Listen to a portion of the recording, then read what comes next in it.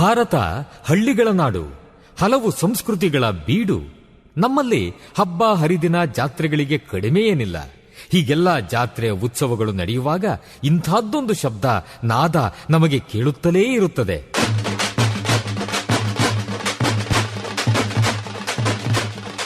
ಒಮ್ಮೊಮ್ಮೆ ಹೊಸ ಉತ್ಸಾಹ ಬಡಿದೆಬ್ಬಿಸುವ ನಾದ ವೈಭವ. ಇದು ತಮಟೆಯ ಸದ್ದು, ಡೊಳ್ಳಿನ ಸದ್ದು. ಇವು ಮೇಳೈಸಿದಾಗ ಒಮ್ಮೆಲೆ ಒಗ್ಗೂಡುತ್ತವೆ ನಮ್ಮ ಮೈಮನಗಳು. ಇದು ಗ್ರಾಮೀಣ ಸಂಸ್ಕೃತಿ. ಇಲ್ಲಿ ಇಲ್ಲ ಯಾವುದೇ ಇತಿಮಿತಿ. ಕಾಲುಗಳು ಕುಣಿಯುತ್ತವೆ, ಹೃದಯ ಸಂಭ್ರಮಿಸುತ್ತದೆ. ಕರ್ನಾಟಕದ ವೈಶಿಷ್ಟ್ಯ ನಿಮ್ಮ ಸಮುದಾಯ ರೇಡಿಯೋನಲ್ಲಿ. Radio Active 90.4 megahertz. ಕೇಳಿ ರೇಡಿಯೋ ಆಕ್ಟಿವ್. ಆಗಿ ಆಕ್ಟಿವ್ ಆಕ್ಟಿವ್ ಆಕ್ಟಿವ್.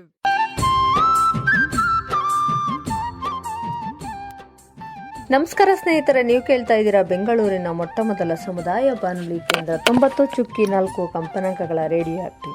ನಾನು ನಿಮ್ಮೊಂದಿಗಿರುವ ರೇಡಿಯೋ ಗೆಳತಿ ಆಶಾ ಅಂತ ಹೇಳ್ತಾ ಇಂದಿನ ಆಕ್ಟಿವ್ ಬೆಂಗಳೂರು ಕಾರ್ಯಕ್ರಮಕ್ಕೆ ನಿಮ್ಮೆಲ್ಲರಿಗೂ ಆತ್ಮೀಯವಾದ ಸ್ವಾಗತ, ಸುಸ್ವಾಗತ.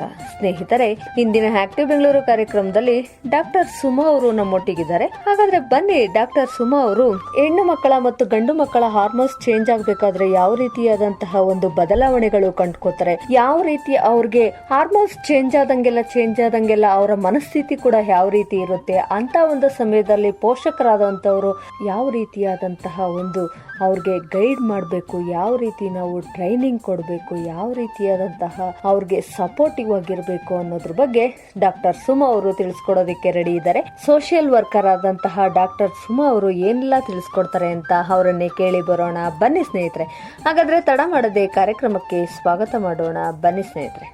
ಹೇಳಿ ಮೇಡಮ್, ಕಾರ್ಯಕ್ರಮಕ್ಕೆ ಸ್ವಾಗತ. ನೀವು ಮುಖ್ಯವಾಗಿ ನಮ್ಮೊಟ್ಟಿಗೆ ಯಾವ ಮಾಹಿತಿಗಳನ್ನು ತಿಳಿಸ್ಕೊಡ್ತಾ ಇದ್ದೀರಾ? ನನ್ನ ಹೆಸರು ಡಾಕ್ಟರ್ KN ಸುಮಾ ಅಂತ. ಸುಮಾ ಬನಶಂಕರಿಯಿಂದ ಬಂದಿದ್ದೀನಿ. ಸುಮಾರು 10 ವರ್ಷಗಳಿಂದ ಸರ್ಕಾರಿ ಶಾಲಾ ಮತ್ತು ಸರ್ಕಾರಿ ಕಾಲೇಜುಗಳಲ್ಲಿ ಆಪ್ತ ಸಲಹಾಗಾರ್ತಿಯಾಗಿ ಕೆಲಸ ಮಾಡ್ತಾರೆ. ನನ್ನ ಮುಖ್ಯ ಉದ್ದೇಶ ಹದಿಹರೆಯದ ಮಕ್ಕಳಲ್ಲಿ ಮಾನಸಿಕ ಒತ್ತಡಗಳಿಂದ ಹೇಗೆ ಬಳಲ್ತಾ ಇದ್ದಾರೆ, ಆ ಮಕ್ಕಳುಗಳನ್ನ ಆ ಒತ್ತಡದಿಂದ ಹೊರಗೆ ತಗೊಂಡು ಬಂದು ಒಂದು ಉತ್ತಮ ಸಮಾಜ ನಿರ್ಮಾಣ ಆಗ್ಬೇಕು. ಆದ್ರಿಂದ ಇದು ನಾನು ಉಚಿತವಾಗಿ ಎಲ್ಲಾ ಶಾಲಾ ಕಾಲೇಜುಗಳಲ್ಲಿ ಉಚಿತವಾಗಿ ಈ ಒಂದು ಕಾರ್ಯಕ್ರಮನ ಹಮ್ಮಿಕೊಂಡು ಸಮಾಜ ಸೇವೆಯಲ್ಲಿ ಕೆಲಸ ಮಾಡಿಸ್ಕೊಡ್ತೀನಿ. ಪ್ರತಿಯೊಂದು ಸ್ಕೂಲ್ಗೂ ಅಥವಾ ಗೌರ್ಮೆಂಟ್ ಸ್ಕೂಲ್ಗೂ ಅಥವಾ ಪ್ರೈವೇಟ್ ಸ್ಕೂಲ್ಗೂ? ಅತಿ ಹೆಚ್ಚಾಗಿ ಸರ್ಕಾರಿ ಶಾಲೆಗಳೇ, ಗೌರ್ಮೆಂಟ್ ಸ್ಕೂಲ್ಗಳೇ ನನ್ನ ಉದ್ದೇಶದಲ್ಲಿ ಬರೋದು. ಯಾಕೆ ಅಂದ್ರೆ ಈ ಪ್ರೈವೇಟ್ ಶಾಲೆಗಳಲ್ಲಿ ಅವ್ರಗಳಿಗೆ ಸ್ವಲ್ಪ ಆಧುನಿಕತೆಯನ್ನು ಸ್ವಲ್ಪ ಗೊತ್ತಿರುತ್ತೆ. ಆದ್ರಿಂದ ಅವರು ಈಸಿಯಾಗಿ ಇದನ್ನ ಮ್ಯಾನೇಜ್ ಮಾಡ್ಕೊಂಡು ಹೋಗ್ತಾರೆ. ಅವ್ರ ಪೇರೆಂಟ್ಸ್ಗಳಾಗ್ಲಿ ಮಕ್ಳುಗಳಾಗ್ಲಿ ಈಸಿಯಾಗಿ ಮ್ಯಾನೇಜ್ ಮಾಡ್ಕೊಂಡು ಹೋಗ್ತಾರೆ. ಈ ನಮ್ಮ ಸರ್ಕಾರಿ ಶಾಲೆಗಳಲ್ಲಿ ಮಕ್ಕಳುಗಳನ್ನ ತುಂಬಾ ನೆಗ್ಲೆಕ್ಟ್ ಮಾಡಿ ಬೆಳೆಸ್ತಾ ಇರ್ತಾರೆ. ಅದರಿಂದ ಏನ್ ಮಾಡ್ತಾ ಇದ್ದೀನಿ ನಾನು, ಅಂತ ಮಕ್ಕಳುಗಳಿಗೆ ನಮ್ಮ ಅವಶ್ಯಕತೆಗಳು ತುಂಬಾ ಇದೆ. ಅವರಿಗೆ ಸಮಾಜದಲ್ಲಿ ಹೇಗೆ ಬದುಕಬೇಕು, ಯಾಕೆ ತಮ್ಮ ಗುಣಗಳಲ್ಲಿ ವ್ಯತ್ಯಾಸ ಆಗ್ತವೆ, ಹಾರ್ಮೋನ್ಗಳಿಂದ ಏನೇನು ತಮ್ಮ ದೇಹದಲ್ಲಿ ಪರಿವರ್ತನೆಗಳಾಗ್ತವೆ ಅನ್ನೋ ವಿಷಯಗಳ ಬಗ್ಗೆ ಅವ್ರಿಗೆ ನಾಲೆಡ್ಜ್ ಇರಲ್ಲ. ಹೋಗ್ಲಿ, ಅವ್ರ ತಂದೆ ತಾಯಿಗಳು ಇದ್ರ ಬಗ್ಗೆ ನಾಲೆಡ್ಜ್ ಇಲ್ಲದೆ ಅವ್ರಿಗೆ ಯಾವ ಮಾಹಿತಿಗಳು ಸಿಗಲ್ಲ ಮಕ್ಕಳುಗಳಿಗೆ. ಅತಿ ಹೆಚ್ಚು ಇದರಿಂದ ವಂಚಿತಗೊಳಗಾಗ್ತಿರೋ ಅಂತ ಮಕ್ಕಳು ನಮ್ಮ ಸರ್ಕಾರಿ ಶಾಲಾ ಮಕ್ಕಳುಗಳು. ಅವರುಗಳ ಬೇಸಿಕಲಿ ನಾನು ಸರ್ಕಾರಿ ಶಾಲೆ ಮಕ್ಕಳುಗಳನ್ನೇ ನಾನು ಉದ್ದೇಶ ಚೂಸ್ ಮಾಡ್ಕೊಂಡಿರೋದು. ಓಕೆ, ಯಾವ ಒಂದು ಮಾಹಿತಿಗಳನ್ನ ತಿಳಿಸ್ಕೊಡ್ತೀರಾ ಅಂತ ಒಂದು ಮಕ್ಕಳಿಗೆ? ನಾನು ಇದರಲ್ಲಿ ಅವರ ಹದಿಹರಿಯಕ್ಕೆ ಕಾಲಿಡ್ತಾ ಇದ್ದಾಗಲೇ ದೇಹದಲ್ಲಿ ಅನೇಕ ಹಾರ್ಮೋನ್ಗಳು ಉತ್ಪತ್ತಿ ಶುರು ಆಗ್ತವೆ ಮಕ್ಕಳುಗಳಲ್ಲಿ. ಇದರಿಂದ ಮಕ್ಕಳ ನಡವಳಿಕೆಯಲ್ಲಿ ಅನೇಕ ಬದಲಾವಣೆಗಳಾಗ್ತಾ ಹೋಗ್ತವೆ. ಅದು ಮಾನಸಿಕವಾಗಿ ದೈಹಿಕವಾಗಿ ಎರಡೂ ಬದಲಾವಣೆಗಳು ಒಟ್ಟೊಟ್ಟಿಗೆ ಶುರು ಆಗ್ತಾ ಇರುತ್ತೆ. ಮೊದಲು ನಮ್ಗೆ ಗೊತ್ತಿರೋ ಮಟ್ಟದಲ್ಲಿ ಹೆಣ್ಮಕ್ಳುಗಳಿಗೆ ಋತುಚಕ್ರ ಪ್ರಾರಂಭ ಆಗುತ್ತೆ, ಅದ್ರ ಜೊತೆಗೆ ದೈಹಿಕ ಬದಲಾವಣೆಗಳು ಶುರು ಆಗ್ತವೆ. ಗಂಡು ಮಕ್ಕಳುಗಳಲ್ಲಿ ಗಂಟ್ಲು ಧ್ವನಿ ಪೆಟ್ಟಿಗೆ ಹೊಡೆಯೋದು ಮತ್ತೆ ಗಡ್ಡ ಮೀಸೆ ಬರೋದು, ಅದ್ರ ಜೊತೆಗೆ ಅವರುಗಳಲ್ಲೂ ಸ್ವಲ್ಪ ದೈಹಿಕ ಬದಲಾವಣೆಗಳು ಪ್ರಾರಂಭ ಆಗ್ತವೆ. ಇದ್ರ ಜೊತೆಗೆ ಮಾನಸಿಕ ಬದಲಾವಣೆಗಳು ಪ್ರಾರಂಭಗೊಂಡು ದೈಹಿಕ ಬದಲಾವಣೆಗಳು ಪ್ರಾರಂಭಗೊಂಡು ಇದನ್ನ ಕೆಲವು ಮನೆಯಲ್ಲಿರೋ ಪೋಷಕರು ಗುರ್ತು ಹಿಡಿಯಲ್ಲ. ಏನ್ ನಮ್ಮ ಮಕ್ಕಳುಗಳಲ್ಲಿ ಏನ್ ಬದಲಾವಣೆ ಆಗ್ತಿದೆ ಅಂತ ಗುರ್ತು ಹಿಡಿಯಲ್ಲ. ಕೆಲವೊಮ್ಮೆ ಗುರ್ತು ಹಿಡಿದ್ರು ಅವ್ರಿಗೆ ಏನ್ ಮಾಡ್ಬೇಕು ಅಂತ ಇದ್ರ ಬಗ್ಗೆ ತಿಳುವಳಿಕೆ ಇಲ್ಲದೆ ಇರೋದ್ರಿಂದ ಬಿಟ್ಬಿಡ್ತಾರೆ. ಓಕೆ. ಏನಾಗ್ತಿದೆ ಅನ್ನೋ ಬಗ್ಗೆ ತಲೆ ಕೆಡ್ಸ್ಕೊಳಕ್ ಹೋಗಲ್ಲ. ಕೆಲವೊಂದು ಬದಲಾವಣೆಗಳನ್ನು ಗುರ್ತಿಸಿದ್ರು ಏನ್ ಮಾಡ್ಬೇಕು ಅಂತ ಗೊತ್ತಿರಲ್ಲ. ಅಂತ ಪರಿಸ್ಥಿತಿಲಿ ಸಿಕ್ಕಾಕೊಂಡಿರ್ತಾರೆ. ಇದು ಹೇಗೆ ಹಾರ್ಮೋನ್ಗಳು ಉತ್ಪತ್ತಿ ಆಗ್ತಾ ಇದ್ದು, ಹಿಂದಿನ ಕಾಲದಲ್ಲಿ ಈ ಹಾರ್ಮೋನ್ಗಳು ಉತ್ಪತ್ತಿ ಆಗೋದಕ್ಕೆ ವಯಸ್ಸಿನ ಮಿತಿ ಇತ್ತು. 14ರಿಂದ 16 ವರ್ಷದ ಮಕ್ಕಳಲ್ಲಿ ಈ ಹಾರ್ಮೋನ್ಗಳು ಉತ್ಪತ್ತಿ ಆಗ್ತಾ ಇದೆ. ಆದ್ರೆ ಈಗ ಏನಾಗ್ತಿದೆ ಅಂದ್ರೆ ಆ ವಯೋಮಿತಿ ತುಂಬಾ ಕಡಿಮೆ ಆಗ್ತಾ ಇದೆ. ಈಗಿನ ವಯೋಮಿತಿ 8ರಿಂದ 10 ವರ್ಷಕ್ಕೆ ಇಳಿದೋಗಿದೆ. ಅಂದ್ರೆ 8ರಿಂದ 10 ವರ್ಷದ ಒಳಗಡೆನೆ ಅವ್ರಿಗೆ ಚೇಂಜಸ್, ಹಾರ್ಮೋನ್ಗಳು ವ್ಯತ್ಯಾಸ ಆಗ್ತಾ ಇದೆ. ಯಾಕೆ ಹೀಗಾಗ್ತಾ ಇದೆ? ಈ ವರ್ತನೆಗಳ ಮಕ್ಕಳಗಳಲ್ಲಿ ಯಾವ ರೀತಿ ಯೌವನಾವಸ್ಥೆ ಕಾಲಿಡ್ತಾನೆ, ಅವರಲ್ಲಿ ಏನೇನು ಬದಲಾವಣೆಗಳಾಗ್ತಾ ಇರುತ್ತವೆ, ಇದು ಯಾಕೆ ಹೀಗೆ ಆಗ್ತಾ ಇದೆ ಅನ್ನೋದು ನಮ್ಮ ಸಮಾಜದಲ್ಲಿ ಅತಿ ಭಯಾನಕವಾದ ಬದಲಾವಣೆಗಳಿದು. ಇದು ಹೇಗೆ, ಯಾಕೆ ಅನ್ನೋದು ನಾವು ನೋಡ್ತಾ ಹೋದ್ರೆ ಇದಕ್ಕೆ ನಮ್ಮ ಆಹಾರ ಪದ್ಧತಿಗಳು ತುಂಬಾ ಕಾರಣ ಆಗ್ತವೆ. ಇದು ಹೇಗೆ ಕಾರಣ ಅಂತಂದ್ರೆ, ನಾವ್ ಹಿಂದೆ ಮನೆಗಳಲ್ಲಿ ನಾವ್ ಯಾರು ಅಂಗಡಿಗಳಿಂದ ತರಕಾರಿ ತರ್ತಾ ಇರ್ಲಿಲ್ಲ. ಬೆಳೆಗಳನ್ನ ನಾವೇ ಸ್ವಂತ ಬೆಳ್ಕೊಂಡು ನಮ್ಮ ಬೆಳೆಗಳನ್ನ ಬೆಳ್ಕೊಂಡು ತಿಂತಾ ಇದ್ವಿ. ಈಗ ನಾವೇನು ಒಂದು ಹುಲ್ಕಡ್ಡಿ ಕೂಡ ಬೆಳೆಯಲ್ಲ, ಇದನ್ನೆಲ್ಲ ಬೇರೆಯವ್ರ ಮೇಲೆ ಡಿಪೆಂಡ್ ಆಗೋಗಿ, ಹಾಗೇನೆ ಒಂದು ನಾಟಿ ಕೂಡ ಇಲ್ದಂಗ ಆಗೋಗಿದೆ. ಈಗ ಏನಿಲ್ಲ, ಫಾರ್ಮ್ ನಾವೆಲ್ಲ ಅದೇನೆ. ಇವಾಗ ಒಂದ್ ತರಕಾರಿ ತಗೊಂಡ್ರು ಅಷ್ಟೇನೆ, ನಾವ್ ಅದ್ರಲ್ಲಿ ನೋಡ್ತೀವಿ ಅತಿ ಹೆಚ್ಚು ದಿನ ಬಾಳಿಕೆ ಬರ್ಬೇಕು ನಮ್ಗೆ. ಹೌದು, ಬೇಗ ಕೆಡಬಾರ್ದು. ಆಮೇಲೆ ನಾವು ಹುಡ್ಕೋ ಅಂತ ತರಕಾರಿಗಳು ಹೇಗಿರುತ್ತವೆ ಅಂದ್ರೆ ಒಂದು ಹುಳಗಳಿರ್ಬಾರ್ದು ಅದ್ರಲ್ಲಿ. ನಾವು ಒಂದು ಹುಳಗಳಿಲ್ಲ ಅಂತ ಅನ್ನೋಂತ ತರಕಾರಿಗಳು ನಾವು ನಿಜವಾಗ್ಲೂ ತಿನ್ನೋದಕ್ಕೆ ಯೋಗ್ಯನೇ ಅಲ್ಲ. ಅಂದ್ರೆ ಒಂದ್ ಹುಳ ಕೂಡ ಅದನ್ನ ಮುಟ್ತಿಲ್ಲ ಅಂದ್ರೆ, ನಾವ್ ಇಷ್ಟು ದೊಡ್ಡ ದೇಹ ಇಟ್ಕೊಂಡು ನಾವ್ ಆ ಪದಾರ್ಥ ತಿಂತಾ ಇದೀವಿ ಅಂದ್ರೆ ಇನ್ನೆಷ್ಟು ಕೆಮಿಕಲ್ ಇರುತ್ತೆ ಅದ್ರೊಳಗಡೆ ನೋಡಿ ಇದು.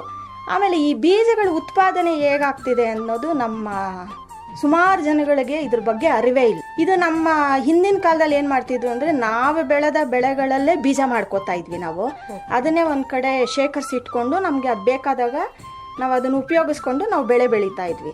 ಆದ್ರೆ ಈಗಿನ ಕಾಲದಲ್ಲಿ ಏನ್ ಮಾಡ್ತಾ ಇದೀವಿ ಅಂದ್ರೆ, ನಾವು ಬೇರೆಯವ್ರ ಮೇಲೆ ಡಿಪೆಂಡ್ ಆಗಿ ಬೀಜನ ತರಿಸ್ಕೊಂಡು ಬೆಳೆ ಬೆಳೀತಾ ಇದೀವಿ. ಆ ಬೀಜ ಎಲ್ಲಿಂದ ಬರ್ತಾ ಇದೆ ಗೊತ್ತಿಲ್ಲ. ಯಾರು ಇದನ್ನ ನಮ್ಗೆ ತಲುಪಿಸ್ತಾ ಇರೋರು ಯಾರು ಗೊತ್ತಿಲ್ಲ. ಮುಖ್ಯವಾಗಿ ಅನೇಕ ಹೊರ ದೇಶಗಳಿಂದ ಬರ್ತಿರೋಂಥ ಬೀಜಗಳು ನಮ್ಗೆ. ನಮ್ಮ ಭಾರತದಲ್ಲಿ ಇದರ ಸಂಖ್ಯೆ ತುಂಬಾ ಕಡಿಮೆ ಆಗೋಗ್ತಾ ಇದೆ. ಬೀಜಗಳ ಉತ್ಪತ್ತಿಗಳ ಸಂಖ್ಯೆ ತುಂಬಾ ಕಡಿಮೆ ಆಗ್ತಾ ಇದೆ.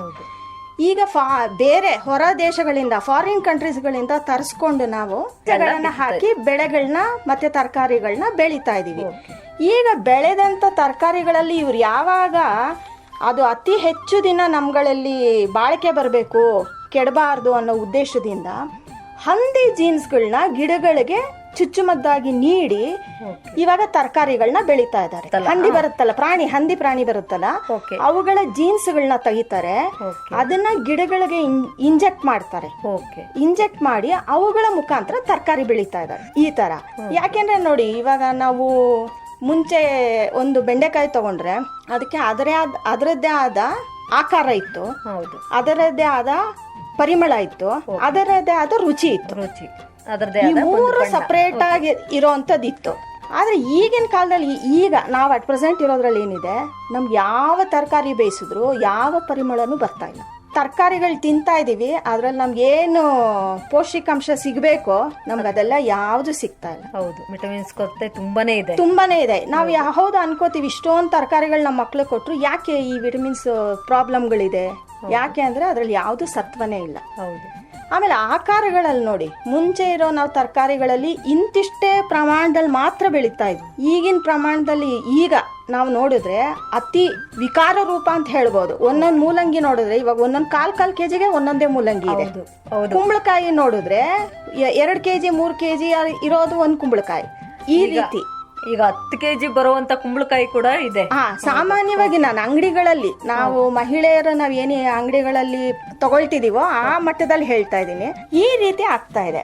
ಇದನ್ನ ನಾವು ಫಸ್ಟ್ ಅರ್ಥಕೋಬೇಕು. ಹೇಗೆ ಇದು ಬೆಳೆ ಹೇಗೆ ಬೆಳೀತಾ ಇದ್ದಾರೆ, ಇದರಿಂದ ಪರಿಣಾಮಗಳು ಏನು ಅನ್ನೋದು. ಈ ಹಂದಿ ಜೀನ್ಸ್ ಇರುವಂತ ತರಕಾರಿಗಳನ್ನ ನಾವು ಮಕ್ಕಳಿಗೆ ತಿನ್ನಿಸ್ತಾ ಆ ಜೀನ್ಸ್ಗಳು ನಮ್ಮ ಮಕ್ಕಳ ದೇಹ ಸೇರ್ತಾ ಇದೆ. ಇದ್ರ ಪರಿಣಾಮವಾಗಿ ಏನಾಗ್ತಿದೆ, 14ರಿಂದ 16 ವರ್ಷಕ್ಕೆ ವಯೋಮಿತಿಗೆ ವಯಸ್ಸಿಗೆ ಬರೋ ಅಂತ ಮಕ್ಕಳುಗಳು 8ರಿಂದ 10 ವರ್ಷಕ್ಕೆ ಬರ್ತಾ ಇದ್ದಾರೆ. ಇದ್ರ ಜೊತೆಗೆ ಇನ್ನೊಂದು ಮುಖ್ಯ ಕಾರಣ ಏನು ಅಂದ್ರೆ, ನಾವು ಮಕ್ಕಳುಗಳು ತುಂಬಾ ಚೆನ್ನಾಗಿರ್ಲಿ ಅಂತ ಹಾಲು ಕೊಡ್ತೀವಿ ಕುಡಿಯೋದಕ್ಕೆ. ಈ ಹಾಲು ಈಗಿನ ಹಸುಗಳಲ್ಲಿ ನೋಡ್ತಾ ಹೋದ್ರೆ ಅವುಗಳು ಅತಿ ಹೆಚ್ಚು ಪ್ರಮಾಣದಲ್ಲಿ ಹಾಲು ಕೊಡಬೇಕು. ಏನಾಗ್ಬೇಕು ಇವಾಗ ನಮ್ಗಳಿಗೆ ಸಂಪಾದನೆ ಹೆಚ್ಚಾಗಬೇಕು, ಅತಿ ಹೆಚ್ಚು ಹಾಲು ಕೊಡಬೇಕು ಅನ್ನೋ ಉದ್ದೇಶಕ್ಕೆ ನಾವು ಹಸುಗಳಿಗೆ ಹಾರ್ಮೋನ್ ಇಂಜೆಕ್ಟ್ ಮಾಡ್ತಾ ಇದೀವಿ. ಆ ಹಾರ್ಮೋನ್ ಇಂಜೆಕ್ಟ್ ಮಾಡಿರೋ ಹಸುವಿನ ಹಾಲನ್ನ ನಮ್ಮ ಮಕ್ಕಳಿಗೆ ನಾವು ಕುಡಿಸ್ತಾ ಇದ್ವಿ. ಇದರ ಪರಿಣಾಮದಿಂದ ಮಕ್ಕಳುಗಳು ಅತಿ ಬೇಗ ಮೆಚುರಿಟಿಗೆ ಬರ್ತಾ ಇವೆ. ಅಂದ್ರೆ ತುಂಬಾ ವಯಸ್ಸುಗಳ ಕಡಿಮೆ ವಯಸ್ಸುಗಳಲ್ಲೇನೆ ಮೆಚೂರ್ಡ್ ಆಗ್ತಾ ಇದ್ದಾರೆ. ಇದು ಮುಖ್ಯ ಕಾರಣ. ಇದನ್ನ ನಾವು ಪೋಷಕರು ಮತ್ತೆ ಈ ಸಮಾಜದಲ್ಲಿರುವಂತ ನಾವು ಉನ್ನತ ಮಟ್ಟದಲ್ಲಿರುವಂತ ಅಧಿಕಾರಿಗಳಾಗ್ಲಿ, ಸಮಾಜದಲ್ಲಿರುವಂತವ್ರೆಲ್ಲ ನಾವು ಇದನ್ನ ಗಮನಿಸಿ ನೋಡ್ಕೋಬೇಕಾಗತ್ತೆ. ಅಂದ್ರೆ ಈಗ ಮಕ್ಕಳಲ್ಲಿ ತುಂಬಾ ಹಾರ್ಮೋನ್ಸ್ ಚೇಂಜ್ ಆಗ್ಬೇಕಾದ್ರೆ ಇದು ಗಂಡಿಗೂ ಮತ್ತೆ ಹೆಣ್ಮಕ್ಳಿಗೂ ಇಬ್ಬರಿಗೂ ಅನ್ವಯಿಸುತ್ತಾ ಮೇಡಮ್? ಹೌದು, ಎಲ್ಲಾ ಮಕ್ಳುಗಳಿಗೂ ಸ್ವಲ್ಪ ಒಂದು 6 ತಿಂಗಳು 8 ತಿಂಗಳು ವ್ಯತ್ಯಾಸಗಳಲ್ಲಿ. ಮಕ್ಕಳು ಅಂದ್ರೆ ಎಲ್ಲಾ ಮಕ್ಳುಗಳೇ, ಗಂಡ್ಮಕ್ಳು ಹೆಣ್ಮಕ್ಳು ಇದರಲ್ಲಿ ಬೇರೆ ಇನ್ಯಾವುದೂ ವ್ಯತ್ಯಾಸಗಳಿಲ್ಲ. ಇದರಲ್ಲಿ ಕೆಲವು ಸ್ವಭಾವತಃ ವ್ಯತ್ಯಾಸಗಳಿರ್ತವೆ ಹೊರತು ಮಕ್ಕಳುಗಳಲ್ಲಿ ಇನ್ನೆಲ್ಲ ಮಕ್ಕಳುಗಳೇ. ಅದೇ ಅಂದ್ರೆ ಹೆಣ್ಮಕ್ಳಿಗೆ ಏನಾದ್ರು ಇಂತಿಷ್ಟೇ ವಯಸ್ಸು, ಗಂಡ್ ಮಕ್ಳಿಗೆ ಏನಾದ್ರು ಈ ವಯಸ್ಸಲ್ಲಿ ಹಾರ್ಮೋನ್ಸ್ ಚೇಂಜ್ ಆಗುತ್ತೆ ಅಂತ ಏನಾದ್ರು? ಅದೇ ಹೆಣ್ಮಕ್ಳುಗಳಲ್ಲಿ ಎಲ್ಲ ಆಲ್ಮೋಸ್ಟ್ ಆಲ್ 14ರಿಂದ 16 ವರ್ಷನೇ ಆ ವಯೋಮಿತಿಲೇ ಇತ್ತು. ಈಗ ಅದೇನಾಗಿದೆ ಅಂದ್ರೆ 6ರಿಂದ 8 ವರ್ಷ, 8ರಿಂದ 10 ವರ್ಷ ಈ ವಯೋಮಿತಿಗೆ ಬಂದು ಇಳಿದ್ಬಿಟ್ಟಿದೆ. ಆ ವಯೋಮಿತಿ ಇಳಿಕೆ ಆಗಿದೆ. ಆ ಒಂದು ವಯಸ್ಸಿನಲ್ಲಿ ಮಕ್ಕಳಿಗೆ ಹಾರ್ಮೋನ್ಸ್ ಚೇಂಜ್ ಆಗ್ಬೇಕಾದ್ರೆ ಒಂದು ಅವರಿಗೂ ಏನೇನೋ ಮನಸ್ಥಿತಿಗಳು. ಇದರಿಂದ ಏನಾಗ್ತಾ ಇದೆ ಮಕ್ಕಳುಗಳಿಗೆ ಅಂದ್ರೆ ತುಂಬಾ ಮಾನಸಿಕ ತೊಂದರೆಗಳು ತುಂಬಾ ಜಾಸ್ತಿ ಆಗ್ತದೆ. ಏನೇನ್ ಮಾನಸಿಕ ಬದಲಾವಣೆಗಳು ಏನೇನ್ ಆಗ್ತಾ ಇದೆ ಅವ್ರುಗಳಲ್ಲಿ ಅಂದ್ರೆ, ಅವ್ರು ಮಾಡ್ತಿರೋಂತ ಕೆಲಸಗಳು ಈ ಹಾರ್ಮೋನ್ ವ್ಯತ್ಯಾಸದಿಂದ ಪ್ರತಿಯೊಂದು ಕೆಲಸನೂ ಅವ್ರು ಮಾಡ್ತಿದ್ದು ದಿನನಿತ್ಯ ಕೆಲಸಗಳಲ್ಲಿ ಓದೋದಾಗಿರ್ಬೋದು, ಅವರು ಒಂದು ವ್ಯಾಯಾಮದ ನಡವಳಿಕೆ ಇರ್ಬೋದು, ಇವು ಎಲ್ಲಾ ಕೆಲಸಗಳು ಬದಲಾವಣೆಗಳಾಗೋಗ್ತಾ ಇವೆ. ಎರಡನೇದು ಮಾನಸಿಕ ದ್ವಂದ್ವಗಳು. ಹಾಗಂದ್ರೆ ಮೂಡ್ ಸ್ವಿಂಗ್ ಅಂತ. ಈಗ ಒಂಥರ ಇರ್ತಾರೆ, ಇನ್ನೊಂದ್ 2 ನಿಮಿಷಕ್ಕೆ ಇನ್ನೊಂದ್ ತರ ಆಡ್ತಾರೆ. ನಮ್ಮ ಪೋಷಕರಿಗೆ ಗೊತ್ತಾಗಲ್ಲ ಇದೇನಕ್ಕೆ ಹೀಗೆ ಆಡ್ತಾ ಇದ್ದಾರೆ ಮಕ್ಳುಗಳು. ಈಗ ಚೆನ್ನಾಗಿದ್ಲು, ಇನ್ನೊಂದು ಅರ್ಧ ಗಂಟೆಗೆ ವ್ಯತ್ಯಾಸ ಆಗಿರುತ್ತೆ. ಈಗ ಚೆನ್ನಾಗಿ ಮಾತಾಡ್ತಿದ್ಲು, ಅರ್ಧ ಗಂಟೆ ವ್ಯತ್ಯಾಸ ಆಗುತ್ತೆ. ಯಾಕೆ ಹೀಗೆ ಅಂತ ನಾವು ಯೋಚನೆ ಮಾಡೋದ್ರ ಜೊತೆಗೆ ಅವ್ರಿಗೂ ಮನಸ್ಸು ಮಿತಿ ಇಲ್ಲದೆ, ಆ ವಯಸ್ಸಿನ ಮಕ್ಕಳಿಗೆ ಮಿತಿ ಇಲ್ಲದೆ ತುಂಬಾ ಹಗುರವಾಗಿ ಹಾರಾಡೋ ಮಟ್ಟದಲ್ಲಿ ಇರುತ್ತವೆ. ಅವಾಗ ಅವ್ರ ಪರಿವರ್ತನೆ ಏನಾಗಿರುತ್ತವೆ ಮನಸ್ಸಿನ ಆ ವಯೋಮಿತಿಯ ಮಕ್ಕಳುಗಳಲ್ಲಿ ಅಂದ್ರೆ ಹೊಸ ವಿಷಯಗಳನ್ನ ಕಲಿಬೇಕು. ಆ ಹಾರ್ಮೋನ್ಗಳು ಅವ್ರು ಏನಕ್ಕೆ ಹೀಗೆ ಮಾಡ್ತಿದೀವಿ ಅಂತ ಮಕ್ಕಳುಗಳಿಗೂ ಗೊತ್ತಿಲ್ಲ, ಅವ್ರ ಪೋಷಕರಿಗೂ ಗೊತ್ತಿಲ್ಲ. ಅವ್ರ ಮೇಲೆ ಸುಮ್ನೆ ಅಪಾದನೆಗಳು ಹೊರಿಸ್ತೀವಿ ನಾವು. ಇದ್ರಲ್ಲಿ ಮಕ್ಕಳದು ಖಂಡಿತ ಇದ್ರಲ್ಲಿ ಇಷ್ಟು ನಾವು ನೋಡಿರೋ ವಿಷಯದಲ್ಲಿ ಮಕ್ಕಳುಗಳದ್ದು ಪಾಪ ತಪ್ಪಿರಲ್ಲ. ಏನ್ ತಪ್ಪಿದೆ? ಇದೆಲ್ಲ ನಮ್ದೇ ತಾನೇ ತಪ್ಪುದು. ಎಂತ ಬೆಳೆ ಕೊಡ್ತಾ ಇದೀವಿ ಮಕ್ಕಳಿಗೆ, ಎಂತ ತರಕಾರಿ ಕೊಡ್ತಾ ಇದೀವಿ, ಎಂತ ಹಾಲು ಕೊಡ್ತಾ ಇದೀವಿ, ಮಾಡ್ತಿರೋದು ನಮ್ಮ ಪೋಷಕರದೇ ತಪ್ಪು, ಮಕ್ಕಳದಲ್ಲ. ಅದ್ರಲ್ಲಿ ಏನಾಗಿರುತ್ತೆ ಅಂದ್ರೆ ಈ ಮಕ್ಕಳುಗಳಿಗೆ ತುಂಬಾ ಹಗುರವಾಗಿ ಮನಸ್ಸಿಗೂ ಅಷ್ಟು ಪ್ರಶಾಂತವಾಗಿರೋದ್ರ ಜೊತೆಗೆ ಗಲಿಬಿಲಿಗೊಂಡು ಹಗುರವಾಗಿ ಹಾರಾಡೋ ಅಂತ ಮನಸ್ಥಿತಿಗೆ ಬಂದ್ಬಿಡ್ತಾರೆ. ಹೊಸ ವಿಷಯಗಳನ್ನ ಕಲಿಬೇಕು, ಹೊಸ ಜನರು ಬೇಕು, ಹೊಸ ಪ್ರಪಂಚ ನೋಡ್ಬೇಕು ಅನ್ನೋ ಮನೋಸ್ಥಿತಿಗೆ ಬಂದ್ಬಿಡ್ತಾರೆ. ಅವಾಗ ಈಗ ನಾವ್ ಏನ್ ಮಾಡ್ತಾ ಇದೀವಿ ಮಕ್ಕಳುಗಳಿಗೆ ಅಂದ್ರೆ, ಹುಟ್ಟದೆ 2 ವರ್ಷಕ್ಕೆ ಕರ್ಕೊಂಡೋಗಿ ಬೇಬಿ ಡೇ ಕೇರ್ ಅಂತ ಹಾಕ್ಬಿಡ್ತೀವಿ. ಅದು ಒಂಥರ ಜೈಲ್ ಶಿಕ್ಷೆ ಅನುಭವಿಸ್ದಂಗೆ ಮಕ್ಕಳಿಗೆ. ನಾವೇ ನಮ್ಮ ಮಕ್ಕಳುಗಳಿಗೆ ಜೈಲು, ಅಲ್ಲಿಂದಾನೇ ಶುರು ಆ ಮಕ್ಕಳುಗಳಿಗೆ. ಅದಾದ ತಕ್ಷಣ ಏನ್ ಮಾಡ್ತೀವಿ, first Montessori, LKG, UKG, first standard ಅಂದ್ರೆ ಅವ್ ಮೊದಲನೇ 1ನೇ ತರಗತಿ ಬರೋಷ್ಟೊತ್ತಿಗೆ ಮುಂಚೆನೆ 4 ವರ್ಷ ಎಜುಕೇಶನ್ ಕೊಟ್ಟಿರ್ತೀವಿ ನಮ್ಮ ಮಕ್ಕಳುಗಳಿಗೆ. ಅಂದ್ರೆ ಅವುಗಳಿಗೆ ಹೊರಗಿನ ಪ್ರಪಂಚದಲ್ಲಿ ಮಕ್ಕಳ ಜೊತೆ ಆಟ ಆಡೋದು, ಬೆಳೆಯೋದು ಎಲ್ಲ ನಿಲ್ಲಿಸ್ಬಿಟ್ಟಿದೀವಿ ನಾವು. ಈ ವಯೋಮಿತಿಗೆ ಬರ್ತಾ ಇದ್ದಾಗ ಏನಾಗುತ್ತೆ, ಅವ್ರಿಗೆ ಈ ಹೊಸತನ ಬೇಕಲ್ಲ. ಹೊಸತನಕ್ಕೆ ಏನ್ ಮಾಡ್ತಾರೆ, ತಮ್ಮ ಹಳೆತನಗಳನ್ನ ಬಿಟ್ಬಿಡ್ತಾರೆ. ಅವ್ರು ಬೇಜಾರಾಗೋಗುತ್ತೆ. ಅದು ಎಷ್ಟು ವರ್ಷದಿಂದ ಓದಿರೋದನ್ನೇ ಓದ್ತಾ ಇರೋದು, ಅದೇ ಸಬ್ಜೆಕ್ಟೇ ಅದೇ ರಿಪೀಟ್ ಆಗ್ತಾ ಇರುತ್ತೆ. ಓದಿ ಅವ್ರ ಮಕ್ಕಳುಗಳಿಗೆ ಓದಿನ ಬಗ್ಗೆ ತುಂಬಾ ತಾತ್ಸಾರ ಬೆಳೆದೋಗುತ್ತೆ.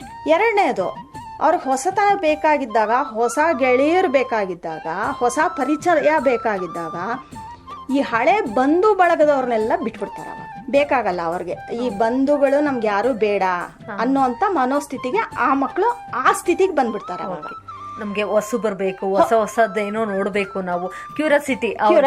ಯಾಕೆ ಅಂದ್ರೆ ಅವ್ರ ದೇಹದಲ್ಲಿ ಹೊಸ ಹಾರ್ಮೋನ್ ಉತ್ಪತ್ತಿ ಆಗ್ತಾ ಇರುತ್ತೆ. ಇವಾಗ ಒಂದು 2 ವರ್ಷ 3 ವರ್ಷ ಮಗುಗೆ ಅವಕ್ಕೆ ಏನೂ ಗೊತ್ತಿಲ್ಲದೆ ಇರೋಂಥ ಒಂದು ಆಟ ಸಾಮಾನು ತಗೊಂಬಂದು ಕೊಟ್ಟಾಗ ಅದಕ್ಕೆ ಆಟ ಆಡಕ್ ಬರೋ ಅಂತ ಆಟ ಸಾಮಾನು ಆದ್ರೆ ಅದು ಆಟ ಆಡುತ್ತೆ. ಅದಕ್ಕೆ ಏನು ಗೊತ್ತಿಲ್ಲದೆ ಇರೋಂಥದ್ದು ಒಂದು ವಸ್ತು ಕೊಟ್ಟಾಗ ಅದು ತಿರುಗಿಸಿ ಮುರುಗಿಸಿ ನೋಡುತ್ತೆ. ತುಂಬಾ ಶಾಂತ ಸ್ವಭಾವದ ಮಗು ಆದ್ರೆ ಅದನ್ನ ಬಿಟ್ಬಿಡುತ್ತೆ ಹಾಗೇನೆ. ಅದೇ ಸ್ವಲ್ಪ ಗಡಸು ಸ್ವಭಾವದ ಮಕ್ಕಳಾದ್ರೆ ಹೊಡೆದು ಮುರಿದು ಚೆಚ್ಚಿ ಬಿಸಾಕತ್ತೆ. ಮಕ್ಕಳ ಮನಸ್ಸು ಆ ಪರಿಸ್ಥಿತಿಲಿ ಅವ್ರು ಏನ್ ಮಾಡ್ತಾ ಇದಾರೆ, ನಮ್ ವಿದ್ಯೆ ಕಡೆನ ಹೊಡೆದು ಬಿಸಾಕ್ತಾ ಇದಾರೆ. ಬೇಡ, ಇದು ಬೇಡ, ನಮ್ ಬಂಧು ಬಳಗದವ್ರು ನಮ್ಗೆ ಯಾರಿಗೂ ಬೇಡ, ನಮ್ದು ಇಷ್ಟೇ, ನಾವು ಇರೋ ಪ್ರಪಂಚ ನನಗೆ ಎಲ್ಲ ಗೊತ್ತು, ನನಗೆ ಈ ಪ್ರಪಂಚದಲ್ಲಿ ಎಲ್ಲ ಗೊತ್ತು ಅನ್ನೋಂಥ ಮನೋಸ್ಥಿತಿಗೆ ತಲುಪಿಬಿಡ್ತಾರೆ. ಇದ್ರ ಜೊತೆಗೆ ಏನಾಗುತ್ತೆ, ಮಕ್ಕಳುಗಳಲ್ಲಿ ಹೆಣ್ಮಕ್ಳು ತುಂಬಾ ಭಾವುಕ ಜೀವಿಗಳು. ಈಗ ಸಪರೇಟ್ ಆಗಿ ತಗೊಳ್ಳೋಣ, ಒಂದು ಹೆಣ್ಮಗು ಒಂದು ಗಂಡು ಮಗು ಮಾನಸಿಕವಾಗಿ ಹೇಗೆ ಬದಲಾವಣೆಗಳಾಗುತ್ತವೆ ಅನ್ನೋ ಸಬ್ಜೆಕ್ಟ್ ತಗೊಳ್ಳೋಣ. ಹೆಣ್ಮಕ್ಳು ತುಂಬಾ ಭಾವುಕ ಜೀವಿಗಳು. ಇವ್ರು ಯಾವಾಗ್ಲೂ ಈ ವಯಸ್ಸಿಗೆ ಬಂದ ತಕ್ಷಣ ತಾವು ಕನಸಿನ ಲೋಕದಲ್ಲೇ ಇರ್ತಾರೆ.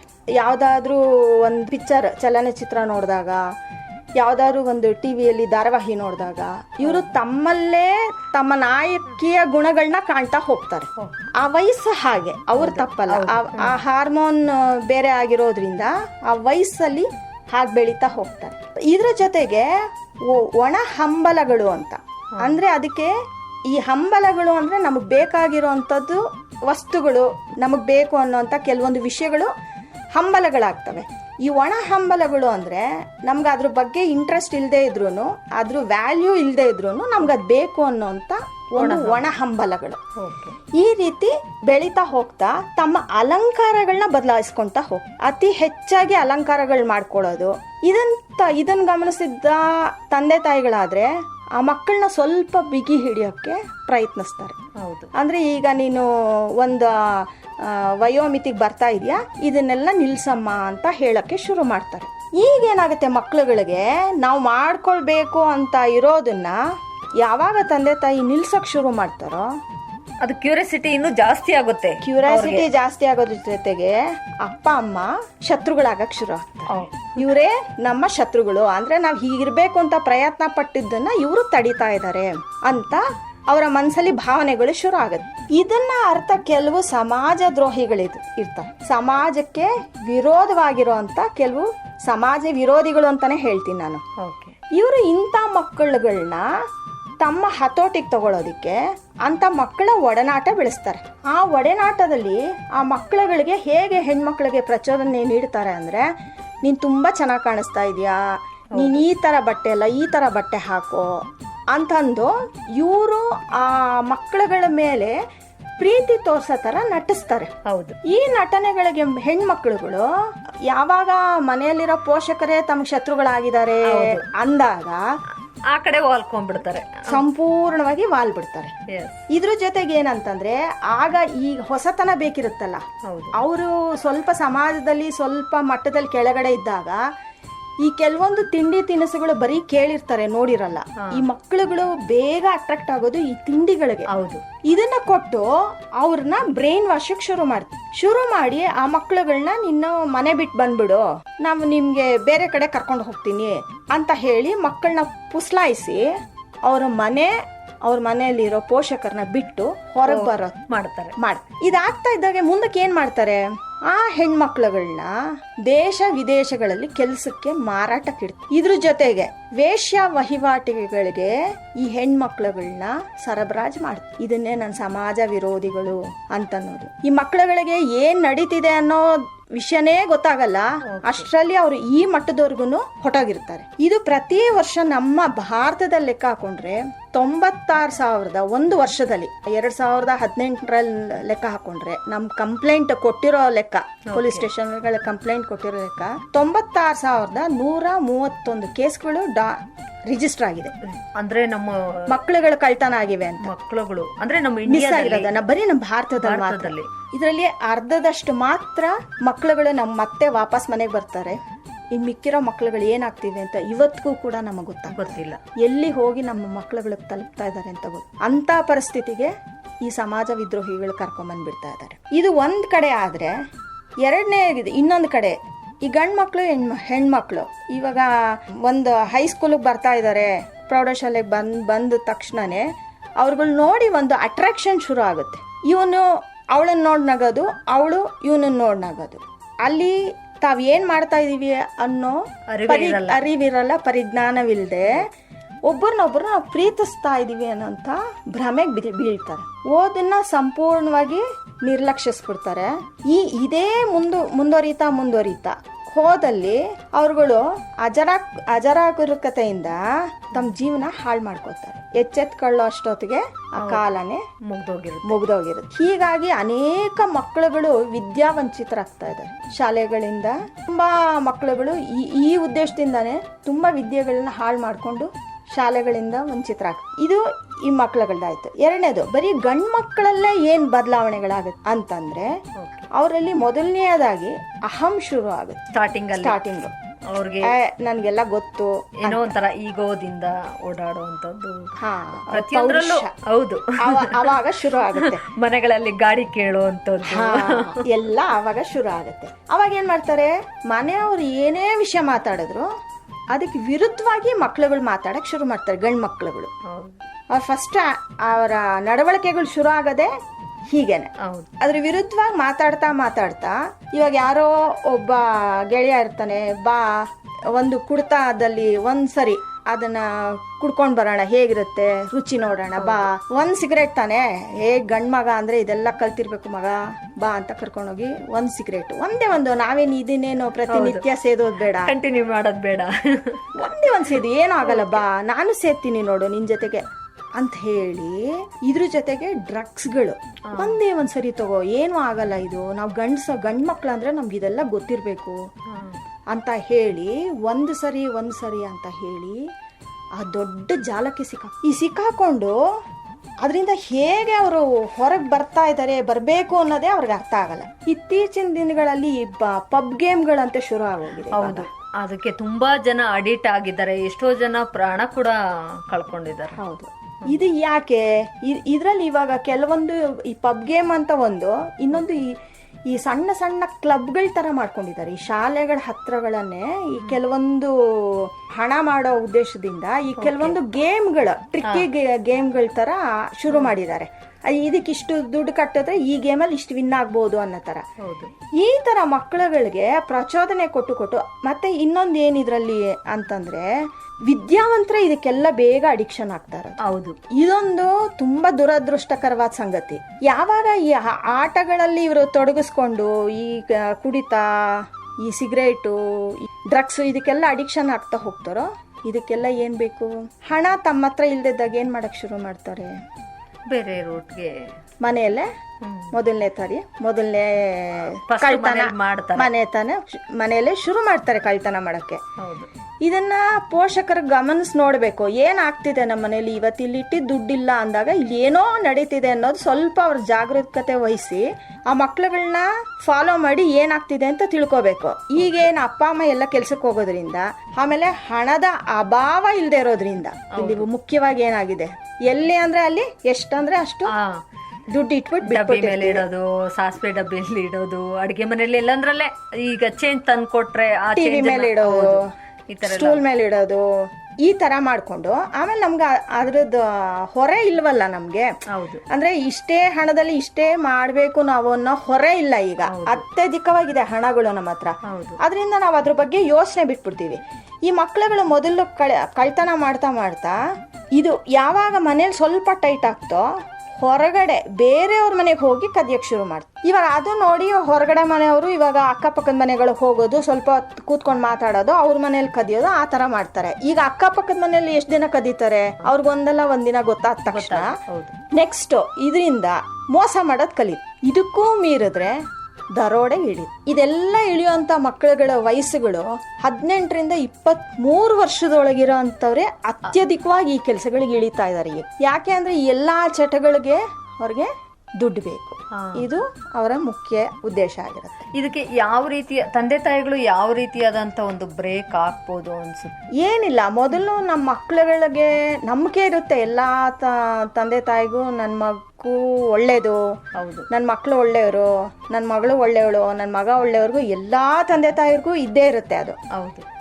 ಆ ನಂಬಿಕೆ ಬಿಟ್ಟು ಕೆಲವೊಂದು ಸರಿ ನಮ್ಮ ಮಕ್ಕಳಗಳನ್ನ ನಾವು ಗಮನಿಸ್ಬೇಕಾಗುತ್ತೆ. ಈ ಕೆಲವೊಂದು ವಿಚಾರಗಳಲ್ಲಿ ಮನೆಗಳಲ್ಲಿ ಇವಾಗ ಹಣ ಇದ್ದಕ್ಕಿದ್ದಾಗೆ ಇಲ್ಲದೆ ಇರೋದು, ಒಡವೆಗಳು ಇದ್ದಕ್ಕಿಲ್ದಾಗೆ ಇಲ್ಲದೆ ಇರೋದು ಆದ ತಕ್ಷಣನೇ ನಾವು ತಕ್ಷಣ ಎಚ್ಚೆತ್ಕೋಬೇಕು. ಹೌದು. ಎಚ್ಚೆತ್ಕೊಂಡು ಇದು ಏನು ಆಗ್ತಾ ಇದೆ ಅನ್ನೋದು ಗಮನ ಹರಿಸಿ ನಾವು ಎಲ್ಲಿ ಅದನ್ನ ಹಿಡಿಬೇಕು ಅಲ್ಲಿ ಹಿಡಿಬೇಕು. ಹೌದು. ಎರಡನೇದು, ಇವುಗಳ ಜೊತೆಗೆ ಮಕ್ಕಳುಗಳು ಯಾಕೆ ಹೀಗೆ ಮಾಡ್ತಿದ್ದಾರೆ ಅನ್ನೋಂಥ ಅರಿವು ಮೂಡಿಸ್ಬೇಕು. ಈ ತರ ಮಾಡಬಾರ್ದು ಮಾಡಬಾರ್ದು ಅನ್ನೋದಕ್ಕಿಂತ ಅವ್ರು ಯಾಕೆ ಹೀಗೆ ಮಾಡ್ತಾ ಇದ್ದಾರೆ, ನಾವು ಬರೀ ಮಕ್ಕಳನ್ನ ಕೂರಿಸ್ಕೊಂಡು ಅವ್ರಿಗೆ ಅಡ್ವೈಸ್ ಮಾಡೋದೇ ಮಾಡ್ತಾ ಇರ್ತೀವಿ.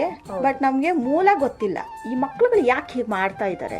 ಇಷ್ಟಕ್ಕೆಲ್ಲ ಕಾರಣ ಅವ್ರ ದೇಹದಲ್ಲಿ ಉತ್ಪತ್ತಿಯಾಗೋ ಹಾರ್ಮೋನ್ಸ್. ಇವುಗಳನ್ನ ಆ ಮಕ್ಕಳಿಗೆ ತಿಳಿ ಹೇಳಬೇಕು. ತಮ್ಮ ತಂದೆ ತಾಯಿಗಳು ಕೂತ್ಕೊಂಡು ತಮ್ಮ ಮಕ್ಕಳುಗಳಿಗೆ ತಿಳಿ ಹೇಳಬೇಕು. ಕೆಲವೊಂದು ಸಂದರ್ಭಗಳಲ್ಲಿ ಮಕ್ಕಳುಗಳು ತಂದೆ ತಾಯಿ ಒಡನಾಟ ಬಿಟ್ಟು ಹೊರಟೋಗಿರ್ತಾರೆ. ಅಂದ್ರೆ ಇವಾಗ ಅವ್ರು ಏನ್ ಹೇಳಿದ್ರು ಕೇಳದೇ ಇರೋಂತ ಮನೋಸ್ಥಿತಿಗೆ ಬಂದ್ಬಿಟ್ಟಿರ್ತಾರೆ. ಹಾಗಿದ್ದಾಗ ಶಾಲೆಗಳಲ್ಲಿ ಕೆಲವೊಬ್ರು ಉಪಾಧ್ಯಾಯರುಗಳು ಅವ್ರಿಗೆ ಇಷ್ಟ ಅನ್ನೋಂಥವ್ರು ಇರ್ತಾರೆ.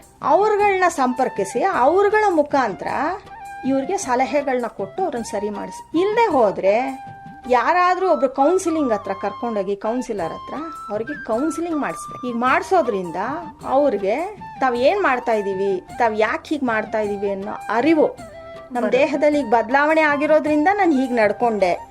ನಾವ್ ಎಲ್ಲಾನು ಸಂಪೂರ್ಣವಾಗಿ ನೀನ್ ಮಾಡ್ತಾ ಇರೋದೇ ತಪ್ಪು, ನೀನ್ ನಡ್ಕೊಳ್ತಿರೋ ರೀತಿ ತಪ್ಪು, ನೀನ್ ಕಳ್ತನ ಮಾಡಿದ್ಯಾ ಅದು ತಪ್ಪು ಅನ್ನೋದಕ್ಕಿಂತ ಯಾಕೆ ಹೀಗೆ ಮಾಡ್ದೆ ಅನ್ನೋದನ್ನ ಅರಿವು ಮೂಡಿಸ್ಬೇಕು ಮಕ್ಕಳಿಗೆ. ಅದೊಂದ್ ಮಾಡಿದ್ರೆ ಮಕ್ಕಳು ಎಚ್ಚೆತ್ಕೊಂಡ್ಬಿಡ್ತಾರೆ.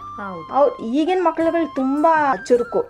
ಅವ್ರಿಗೇನೇ ಸ್ವಲ್ಪ ಸುಳಿವು ಕೊಟ್ರು ಬೇಗ ಅರ್ಥ ಮಾಡ್ಕೊಳ್ತಾರೆ. ಇರೋ ಪರಿಸ್ಥಿತಿನ ತುಂಬಾ ಬೇಗ ಅರ್ಥ ಮಾಡ್ಕೊಳ್ತಾರೆ. ಹೀಗ್ ಮಾಡ್ಕೊಂಡು ನಾವು ನಮ್ಮ ಸಮಾಜನ ಒಂದು ಉನ್ನತ ಸ್ಥಾನಕ್ಕೆ ತಗೊಂಡು ಹೋಗ್ಬೇಕು. ಮುಖ್ಯ ಕರ್ತವ್ಯ ಇದೆಲ್ಲ ನಮ್ಮ ಸಮಾಜದಲ್ಲಿರೋ ಅಂತ ಪ್ರತಿಯೊಬ್ಬ ತಂದೆ ತಾಯಿಯವರು ಕರ್ತವ್ಯ ಅನ್ಸುತ್ತೆ ನನಗೆ. ಒಂದು ಸುಭದ್ರ ಸಮಾಜ ನಿರ್ಮಾಣ ಮಾಡೋದು ನಮ್ಮೆಲ್ಲರ ಹೊಣೆ. ಹೌದು. ಅಂದ್ರೆ ಪ್ರತಿಯೊಂದು ಪೇರೆಂಟ್ಸ್ ಅಂದ್ರೆ ತಂದೆ ತಾಯಿಗಳಿಗೆ ಒಂದು ಮಕ್ಕಳದ ಜವಾಬ್ದಾರಿ ಜೊತೆಗೆ ಅವರಲ್ಲಿ ಏನಾಗ್ತಾ ಇದೆ, ಬದಲಾವಣೆಗಳು ಯಾವ ರೀತಿ ಇದಾವೆ ಅದನ್ನು ಕೂಡ ಗಮನಿಸ್ಬೇಕು ಅಂತ ಹೇಳ್ತೀರಾ? ಹೌದು, ಖಂಡಿತ. ಇದಿಷ್ಟು ಮಾಡೋದ್ರ ಜೊತೆಗೆ ನಾವು ಇನ್ನೂ ಒಂದು ಏನ್ ಮಾಡ್ಬೇಕು, ಮಕ್ಕಳುಗಳನ್ನ ಕೂಪದಿಂದ ಹೊರಗೆ ತರೋದಿಕ್ಕೆ, ಒಂದು ಸುಭದ್ರ ಸಮಾಜ ನಿರ್ಮಾಣ ಮಾಡೋದಿಕ್ಕೆ, ಅವರಲ್ಲಿ ಮಾನಸಿಕ ಹತೋಟಿನ ಅವ್ರ ಕಂಟ್ರೋಲ್ ಅಲ್ಲಿ ತಗೊಳ್ಳೋದಿಕ್ಕೆ ಫಸ್ಟ್ ಅವ್ರಿಗೆ ದೈಹಿಕ ವ್ಯಾಯಾಮ ಮಾಡಿಸ್ಬೇಕು ದೇಹಕ್ಕೆ. ಎರಡನೇದು ಅವರ ಮನಸ್ಸಿಗೆ ಧ್ಯಾನ, ತುಂಬಾ ಅವ್ರಿಗೆ ಇಷ್ಟಪಡುವಂತ ಕೆಲವು ಸುಮಧುರವಾದ ಸಂಗೀತಗಳು, ಇದನ್ನ ಕೇಳಿಸೋದ್ರಿಂದ ಅವರ ಮಕ್ಕಳುಗಳಲ್ಲಿ ಆಟೋಮೆಟಿಕ್ ಆಗಿ ನಡವಳಿಕೆಗಳು ಬದಲಾವಣೆ ಆಗ್ತಾ ಬರ್ತವೆ. ಮಕ್ಕಳುಗಳಿಗೆ ಇದ್ರ ಜೊತೆಗೆ ಏನ್ ಮಾಡ್ಬೇಕು, ಬೆಳೀತಾನೆ ನಾವು ಆಧ್ಯಾತ್ಮಿಕ ಚಿಂತನೆಗಳನ್ನ ಮೂಡಿಸ್ಬೇಕು ಮಕ್ಕಳುಗಳಲ್ಲಿ. ಈ ಆಧ್ಯಾತ್ಮಿಕ ಚಿಂತನೆಗಳು ನಮ್ಮ ದೇಶದ ಬಗ್ಗೆ ಹೇಳೋದು ಮಕ್ಕಳುಗಳಿಗೆ, ಅದು ಸ್ವಲ್ಪ ಚಿಕ್ಕ ವಯಸ್ಸಿಂದನೇ ಮಾಡ್ಕೊಂಡು ಬರ್ಬೇಕಾಗತ್ತೆ. ನಾವು ಈಗ 4 ವರ್ಷ 5 ವರ್ಷದಿಂದನೇ ನಾವು ಸಾಮಾಜಿಕ ಪ್ರಜ್ಞೆಗಳನ್ನ ನಮ್ಮ ಮಕ್ಕಳುಗಳಿಗೆ ಅವಾಗ್ಲೇ ಹುಟ್ಟು ಹಾಕ್ಬೇಕು. ಹೌದು. ಸೈನಿಕರ ಬಗ್ಗೆ ಹೇಳೋದು, ನಮ್ ದೇಶದ ಬಗ್ಗೆ ಹೇಳೋದು, ಆತರ ಮಾಡ್ತಾ ಬಂದಾಗ ಏನಾಗುತ್ತೆ ಅಂದ್ರೆ ಮಕ್ಕಳಲ್ಲಿ ಆಟೋಮೆಟಿಕಲಿ ದೇಶಭಕ್ತಿ ಉಂಟಾಗುತ್ತೆ. ಅವಾಗ ಅವ್ರು ಒಂದು ಯೌವನಾವಸ್ಥೆಗೆ ಬಂದು ಹಾರ್ಮೋನ್ ಉತ್ಪತ್ತಿ ಆದಾಗ ಅವ್ರಿಗೆ ಹೊಸ ಹೊಸ ವಿಷಯಗಳು ಬೇಕಾಗಿರುತ್ತಲ್ವಾ, ಆ ಹೊಸ ಹೊಸ ವಿಷಯಗಳನ್ನ ನಾವ್ ಇವ್ರಿಗೆ ಬೇಕಾಗಿ ಬೇಡದೇ ಇರೋಂತ ಹೊಸ ವಿಷಯಗಳು ತುಂಬೋ ಬದಲು ಈ ತರ ಬೇಕಾಗಿರೋಂತ ಹೊಸ ವಿಷಯಗಳನ್ನ ತುಂಬಬೇಕಾಗತ್ತೆ. ಅದನ್ನ ತುಂಬಾ ಜಾಗರೂಕವಾಗಿ ಮಾಡ್ಬೇಕು. ನಾವು ಹಿರಿಯರನ್ನ ನಾವು ಹೇಗೆ ಗೌರವಿಸ್ಬೇಕು, ಯಾಕೆ ಗೌರವಿಸ್ಬೇಕು ಅವ್ರನ್ನ ಅನ್ನೋದು ಹೇಳ್ಕೊಡ್ಬೇಕಾಗತ್ತೆ. ನಮ್ಮ ಸಂಸ್ಕೃತಿ ಯಾವ್ದು, ನಾವ್ ಯಾವ ಸಂಸ್ಕೃತಿಯಿಂದ ಬಂದಿದೀವಿ, ನಮ್ಮ ಆಚಾರ ವಿಚಾರಗಳೇನು, ನಮ್ಮ ನಡವಳಿಕೆಗಳು ಹೇಗಿದೆ, ಒಂದು ಹಬ್ಬ ಹರಿದಿನ ಆದ್ರೂ ಸಹ ನಮ್ಮ ಹಿರಿಯರು ಇದನ್ನ ಹೇಗ್ ಪಾಲಿಸ್ಕೊಂಡ್ ಬರ್ತಾ ಇದ್ದಾರೆ. ಹಾಗೆ ಹೇಳಿದ್ರೆ ಮಕ್ಳು ಕೇಳೋದು ಇಲ್ಲ. ಇನ್ನೊಂದು, ಅವ್ರು ಏನ್ ಹೇಳ್ತಾರೆ, ನೀ ಯಾವ್ದೋ ಮೂಢನಂಬಿಕೆಯಲ್ಲಿ ನೀನ್ ಯಾವ್ದೋ ಕಾಲದ ಹೇಳ್ತೀಯಮ್ಮ. ಇವಾಗ ಈಗ ಏನಾದ್ರು ಒಂದ್ ಹೇಳಿದ್ರೆ ಮಕ್ಕಳು ಫಸ್ಟ್ ಹೇಳೋದೇ ಅದು, ನೀ ಇನ್ನೂ ಮೂಢನಂಬಿಕೆಯಲ್ಲೇ ಇದೆಯಾ, ಅದನ್ನೆಲ್ಲ ತೆಗೆದ್ ಬಿಡು ತಲೆಯಿಂದ, ಈ ತರ ಹೇಳ್ತಾನೆ ಇರ್ತಾರೆ. ಯಾಕೆ ಹೇಳ್ತಾರೆ ಮಾತವ್ರು, ಯಾಕೆ ಹೇಳ್ತಾರೆ? ಯಾಕೆ ಅಂತಂದ್ರೆ ನಾವ್ ಅವ್ರಲ್ಲಿ ನಂಬಿಕೆ ಅನ್ನೋದೇ ಬಿತ್ತುತ್ತಾ ಇಲ್ಲ. ಹೌದು. ನಾವ್ ಇದಕ್ಕೆ ಸರಿಯಾಗಿ ಒಂದು ವೈಜ್ಞಾನಿಕ ಕಾರಣಗಳನ್ನ ಕೊಡ್ಬೇಕಾಗತ್ತೆ. ನಾವು ಕೊಟ್ಟು ನಾವ್ ಅದನ್ನ ಇವ್ರಿಗೆ ವಿಸ್ತರಿಸಿ ಹೇಳ್ಬೇಕಾಗತ್ತೆ. ಇವಾಗ ನಾವು ಒಂದು ಮನೆಗಳಲ್ಲಿ ಹಬ್ಬ ಅಂದ್ರೆ ಒಂದ್ ಮಾವಿನ ತೋರಣ ಕಟ್ಲೇಬೇಕು ನಾವು ಅನ್ನೋ ಒಂದು ಆಚಾರ ವಿಚಾರ ನಮ್ಮಲ್ಲಿ ಇದೆ ಅಲ್ವಾ. ಹಾಗಿದ್ದಾಗ ಮಾವಿನ ತೋರಣಗಳು ಅಯ್ಯೋ ಅದನ್ನ ಯಾಕೆ ಕಟ್ತೀಯ ಬಿಡು ಅದೊಂದು ಮೂಢನಂಬಿಕೆ ಅಂತ ಮಕ್ಳುಗಳು ಹೇಳ್ತಾರೆ. ಇಲ್ಲ, ಅದರಿಂದ ಇರುವಂತ ನಮ್ಮ ವೈಜ್ಞಾನಿಕ ಸಂಶೋಧನೆಗಳು ಏನ್ ಹೇಳ್ತವೆ ಮಾವಿನ ತೋರಣದ ಬಗ್ಗೆ. ಆಮೇಲೆ ಕಟ್ಟೋದ್ರಿಂದ ಹೊರಗಿರುವಂತ ಹುಳಗಳು, ಕ್ರಿಮಿಕೀಟಗಳು ಮನೆ ಒಳಗಡೆ ಪ್ರವೇಶಿಸಲ್ಲ. ಅದನ್ನ ನಮ್ಗೆ ಅರ್ಥ ಆಗೋ ರೀತಿಗೆ ಏನ್ ಹೇಳ್ತಾರೆ ಹಿರಿಯರು, ನೆಗೆಟಿವಿಟೀಸ್ ಮನೆ ಒಳಗಡೆ ಬರಲ್ಲ. ನೆಗೆಟಿವಿಟೀಸ್ ಅಂದ್ರೆ ಅಲ್ಲಿ ಇನ್ಯಾವುದು ಅಲ್ಲ, ಈ ತರ ಕ್ರಿಮಿಕೀಟಗಳು ಒಳಗಡೆ ಬಂದು ನಮ್ಮ ಆರೋಗ್ಯ ಹಾಳು ಮಾಡಲ್ಲ ಅನ್ನೋ ಉದ್ದೇಶಕ್ಕೋಸ್ಕರ ಆ ತೋರಣ ಈ ಪ್ರತಿ ಹಬ್ಬದಲ್ಲೂ ಬದಲಾಯಿಸ್ತಾ ಬರ್ತಾ ಇರ್ತೀವಿ ನಾವು. ಅದನ್ನ ಮಕ್ಳುಗಳಿಗೆ ವೈಜ್ಞಾನಿಕತೆ ಜೊತೆಗೆ ಬೆರೆಸಿ ಹೇಳ್ಕೊಡ್ಬೇಕು ನಾವು. ಸುಮ್ನೆ ನಾವ್ ಹೇಳ್ಕೊಟ್ರೆ ಮಕ್ಳುಗಳು ಕೇಳಲ್ಲ. ಇದೇನೋ ಕಟ್ಬೇಕು ಅಂತ ಅಂದ್ರೆ ಗೊತ್ತಿದ್ರೆ ಆಟೋಮೆಟಿಕ್ ಹೇಳ್ತಾರೆ, ಇದು ಸಂಪ್ರದಾಯ, ನಮ್ಮ ಹಿರಿಯರು ಈ ತರ ಹೇಳಿದ್ರು ನನ್ಗೆ ಅನ್ನೋ ಒಂದು ಕೆಲವ್ರಿಗೆ ಗೊತ್ತಿರುತ್ತೆ. ತಂದೆ ತಾಯಿಗಳಿಗೆ ಹೇಳ್ತಾರೆ. ಗೊತ್ತಿಲ್ಲದೆ ಇರೋರು ಏನಂತಾರೆ, ಏನೋ ಕಟ್ತಾ ಇದಾರೆ ಕಟ್ತೀವಿ ಅಂತ. ಅದಕ್ಕೆ ಏನ್ ಮಾಡ್ಬೇಕಂದ್ರೆ ಫಸ್ಟ್ ನಾವು ತಂದೆ ತಾಯಿಗಳು ಇದ್ರ ಬಗ್ಗೆ ಗಮನ ಹರಿಸ್ಬೇಕು. ನಾವು ಒಳ್ಳೆ ಮಕ್ಕಳನ್ನ ನಾವು ಸಮಾಜಕ್ಕೆ ಕೊಡ್ಬೇಕು ಅಂದ್ರೆ ಇದ್ರಲ್ಲಿ ನಮ್ಮ ಪಾತ್ರ ಏನು, ನಮ್ಮ ಪಾತ್ರದಿಂದ ನಮ್ಮ ಮಕ್ಕಳನ್ನ ಹೇಗೆ ತಿದ್ದಿ ಬುದ್ಧಿ ಹೇಳಿ ಒಂದೊಳ್ಳೆ ಸತ್ಪ್ರಜೆಯನ್ನು ಮಾಡಿ ನಾವು ಸಮಾಜಕ್ಕೆ ಕೊಡ್ತೀವಿ ಅನ್ನೋದು ಫಸ್ಟ್ ನಮ್ಮಲ್ಲಿ ನಮ್ಮ ಬದಲಾವಣೆಗಳನ್ನ ಮಾಡ್ಕೊಂಡು ಬರ್ಬೇಕಾಗುತ್ತೆ. ಇದ್ರ ಜೊತೆಗೆ ಹೊಸ ವಿಷಯಗಳು ಬೇಕಲ್ಲ. ಹೊಸ ವಿಷಯಗಳನ್ನ ಕೊಡ್ಬೇಕಾದ್ರೆ ನಾವು ಯಾವ್ಯಾವ ರೀತಿ ಮಕ್ಕಳುಗಳಿಗೆ ಹೊಸ ವಿಷಯಗಳನ್ನ ಕೊಡ್ಬೋದು, ಪ್ರಕೃತಿನ ನಾವು ಹೇಗ್ ಕಾಪಾಡ್ಕೊಳ್ಬಹುದು. ನಾವು ಪ್ರಕೃತಿ ಇವಾಗ ನೋಡ್ತಾ ಇದೀವಲ್ವಾ, ಎಷ್ಟೊಂದು ಮಳೆ ಆಗಿ ದೇಶಗಳಲ್ಲಿ, ರಾಜ್ಯಗಳಲ್ಲಿ ಅನಾಹುತಗಳಾಗ್ತಾ ಇದೆ. ಯಾಕೆ ಹೀಗಾಗ್ತಾ ಇದೆ? ನಾವು ಪ್ರಕೃತಿನ ಹಾಳು ಮಾಡಿರೋದ್ರಿಂದನೇ ಇದೆಲ್ಲ ವ್ಯತ್ಯಾಸಗಳಾಗ್ತಾ ಇದೆ. ಇದ್ರ ಮಹತ್ವನ ನಾವು ಮಕ್ಕಳುಗಳಿಂದನೇ ಅವ್ರಿಗೆ ಯಾವಾಗ ಹೊಸ ವಿಷಯಗಳು ಬೇಕು ಅನ್ನಿಸ್ತವೋ ಈ ವಿಷಯಗಳನ್ನ ಮಕ್ಕಳಿಗೆ ತುಂಬ್ತಾ ಬರ್ಬೇಕು. ನೀರಿನ ಮಹತ್ವ, ಒಂದ್ ಅರ್ಧ ಲೋಟ ಕುಡಿದು ನೀರ್ ಬಿಟ್ರೆ ನಮ್ಗ ಅರ್ಧ ಲೋಟ ಇವತ್ತು ಅದರಿಂದ ಬೆಲೆ ಇಲ್ಲದೆ ಇರ್ಬೋದು, ಅರ್ಧ ಲೋಟ ತಾನೇ ಚೆಲ್ಬಿಡು ಪರವಾಗಿಲ್ಲ ಅನ್ಬೋದು. ಇದೇ ನಾಳೆ ಅರ್ಧ ಬಕೆಟ್ ಆಗುತ್ತೆ, ಅದ್ ನಾಡಿದ್ದು ಅರ್ಧ ಡ್ರಮ್ ಆಗುತ್ತೆ. ಅದ್ರ ಬಗ್ಗೆ ಅರಿವು ಮೂಡಿಸ್ಬೇಕಾಗತ್ತೆ ಮಕ್ಕಳಿಗೆ. ನೀರಿನ ಮಹತ್ವ ಏನು, ನೈಸರ್ಗಿಕ ಸಂಪತ್ತುಗಳು ಹೇಗಿದೆ, ನೈಸರ್ಗಿಕ ಸಂಪತ್ತುಗಳಂದ್ರೆ ಏನು, ಅದನ್ನ ನಾವು ನಮ್ಮ ಸಮಾಜದ ಕರ್ತವ್ಯ ಅದು. ಅದನ್ನ ಹೇಗೆ ರಕ್ಷಿಸ್ಕೋಬೇಕು, ಅದರ ರಕ್ಷಣೆ ಹೇಗೆ ಯಾರ್ಯಾರು ಪಾಲ್ಗೊಳ್ತಾರೆ, ಇವುಗಳ ಬಗ್ಗೆ ನಾವು ಹೊಸತನನ ಮಕ್ಕಳುಗಳಲ್ಲಿ ಇದ್ರ ಜೊತೆ ಮರ ಗಿಡಗಳ ಬಗ್ಗೆ, ರೈತರ ಬಗ್ಗೆ, ಇದನ್ನ ವೈಜ್ಞಾನಿಕವಾಗಿ ನಾವು ಹೇಳ್ತಾ ಬರ್ಬೇಕಾಗತ್ತೆ. ಪ್ರತಿಯೊಂದು ವಿಷಯಗಳನ್ನು ವೈಜ್ಞಾನಿಕವಾಗಿ ತಿಳಿಸ್ತಾ ಬಂದ್ರೆ ಅವ್ರಿಗೆ ಅರ್ಥ ಆಗತ್ತೆ ಮಕ್ಕಳುಗಳಿಗೆ.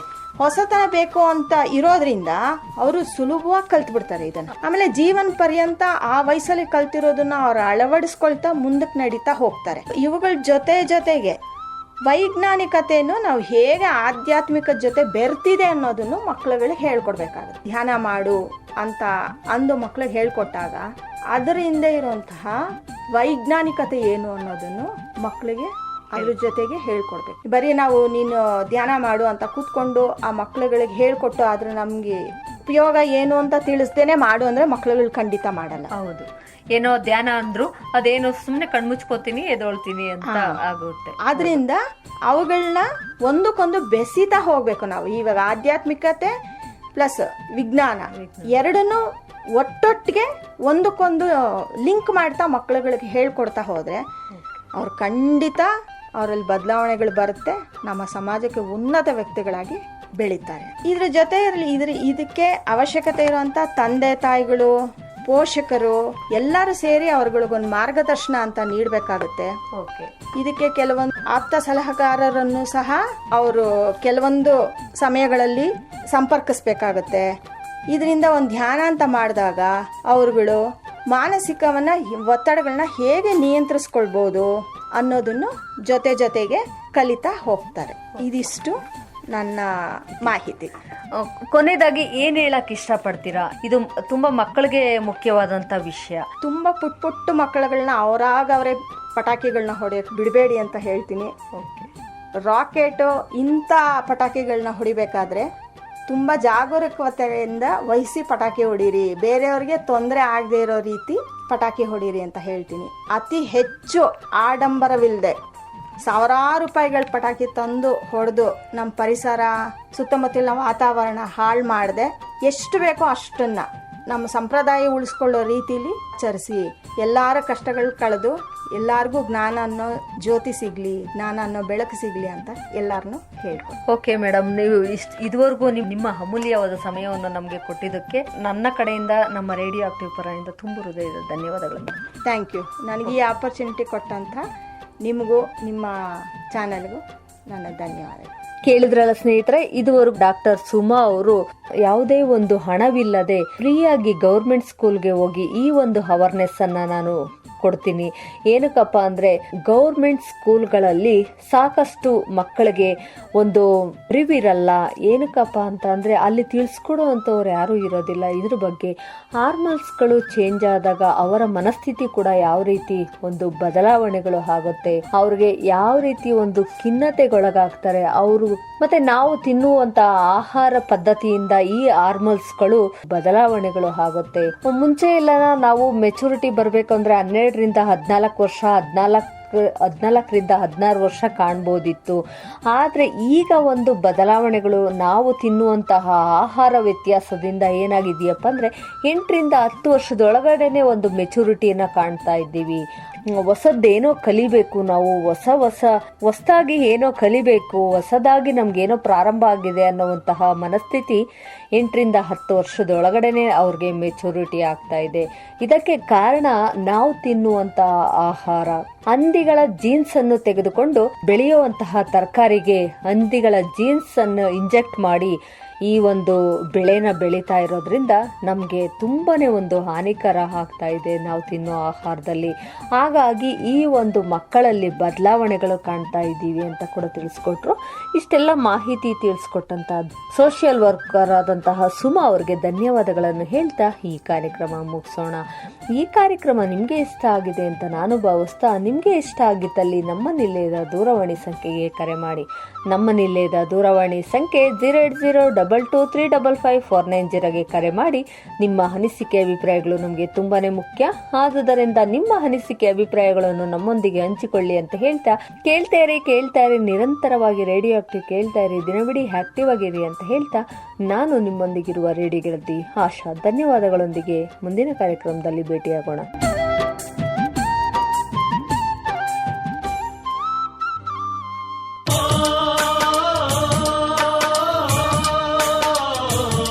ಅಂದಹಾಗೆ ನಿಮಗೆ ಗೊತ್ತಾ, ರೇಡಿಯೋ ಆಕ್ಟಿವ್ ಕೇಳೋದ್ರಿಂದ ಎಷ್ಟೆಲ್ಲ ಪ್ರಯೋಜನ ಇದೆ. ಖಂಡಿತ. ನಮ್ಮ ಪರಿಸರದ ಬಗ್ಗೆ ಕಾರ್ಯಕ್ರಮ ಇದೆ, ಶಿಕ್ಷಣ, ಆರೋಗ್ಯ, ಅಂದ್ರೆ ಕೇಳ್ತಾ ಕಲಿಬಹುದು, ಕಲಿತದ್ದನ್ನ ಪ್ರಯೋಗಿಸಿ ಪ್ರಯೋಜನ ಹೊಂದಬಹುದು. ರೇಡಿಯೋ ಆಕ್ಟಿವ್ ಇದು ಸಮುದಾಯ ಬಾನುಲಿ. ಹೌದು, ಪರಿವಾರ, ಪರಿಸರ ಅಷ್ಟೇ ಯಾಕೆ, ಇಡೀ ಪ್ರಪಂಚದಲ್ಲಿಯೇ ಐಕ್ಯತೆ, ಭ್ರಾತೃತ್ವ, ಸಹಬಾಳ್ವೆ ಇವುಗಳನ್ನು ಕುರಿತು ವಿಚಾರವಂತ ಕಾರ್ಯಕ್ರಮಗಳ ವಾಹಿನಿ ಅಂದ್ರೆ ರೇಡಿಯೋ ಆಕ್ಟಿವ್. 90.4 ತರಂಗಾಂತರದಲ್ಲಿ ಕೇಳಿ ತಿಳಿಯೋಣ, ತಿಳಿದು ಬೆಳೆಯೋಣ.